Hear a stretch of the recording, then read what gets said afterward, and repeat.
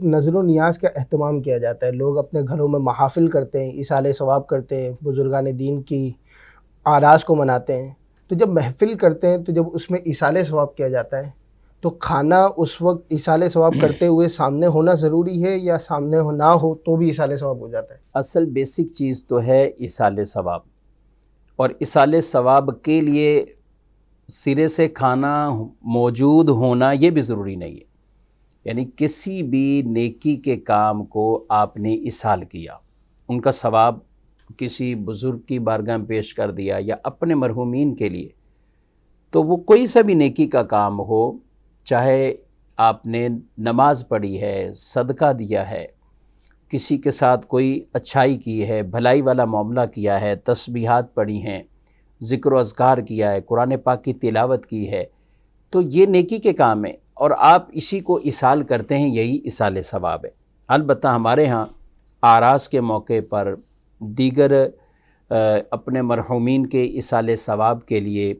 40واں ہے اور اسی طرح برسی کی جاتی ہے، کچھ کھانے کا بھی اہتمام کیا جاتا ہے، تو اس میں کوئی مذائقہ نہیں، کوئی حرج والی بات نہیں ہے۔ یہ کھانا کھلانا یہ بھی باعث ثواب کام ہے، آپ بالکل اس کو کھلا سکتے ہیں ایصال ثواب کی اپنیت سے۔ یہ آپ نے کھانا لوگوں کو پیش کیا، کھلایا، اسی طرح بزرگوں کی نیاز ہے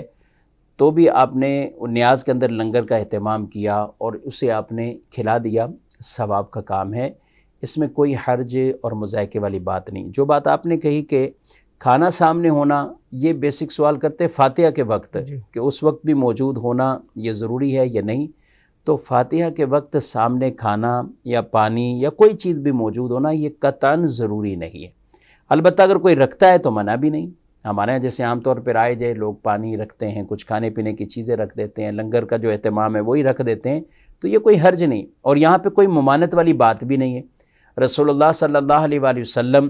کے سامنے بھی کئی مواقع ایسے ہوتے کہ جب آپ کسی کے ہاں دعوت پر تشریف لے کے جاتے ہیں، کھانا سامنے آپ کے، باقاعدہ حدیثوں سے یہ ثابت ہے کہ آپ نے کچھ پڑھا،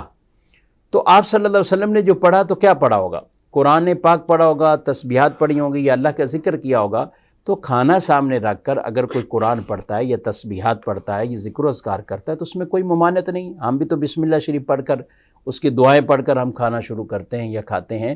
تو کھانا سامنے ہونا فاتحہ کے لیے یہ ضروری نہیں۔ اگر کسی نے نہیں رکھا، کہیں فاتحہ ہی